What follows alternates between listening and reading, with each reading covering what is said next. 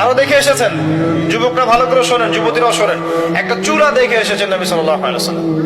চুলার নিচের দিকটা হচ্ছে প্রশস্ত আর মাথাটা চিকন, এমন শেপটা অনেকটা, আল্লাহ ভালো জানেন, আমি বুঝাচ্ছি, বোঝানোর জন্য বলছি, হয়তো বা এমন মাথাটা গোল, এটা এভাবে রাউন্ড করা, চুলা দেখে এসেছে। ভিতরে কিছু মানুষ আছে, নিচে আগুন জ্বলছে, যখন নিচ থেকে আগুনের ফুলকি উঠছে দাউ দাউ করে, তখন মানুষগুলো নিচ থেকে উপরে উঠছে, আর যখন আগুনের তেজ কমে যাচ্ছে মানুষগুলো নিচে নেমে যাচ্ছে। এভাবে শাস্তি চলছে চলছে। নবী সাল্লাল্লাহু আলাইহি ওয়াসাল্লাম জিজ্ঞাসা করলেন, এরা কারা? তাকে বলা হচ্ছে, এরা হচ্ছে আপনার উম্মতের সেই সব ব্যক্তি যারা জিনা করেছে।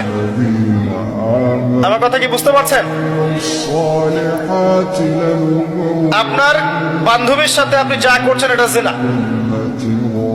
তার সাথে আপনি ফোনে কথা বলা থেকে শুরু করে রিকশায় ঘোরা, কফি খাওয়া, অনলাইনে চ্যাটিং করা, ডেটিং করা, বিছানায় যাওয়া, যা করছেন সবই জিনা।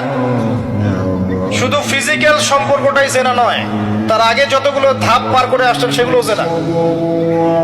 আল্লাহ পাক বোঝার তৌফিক দান করুন। এবং মেয়েরা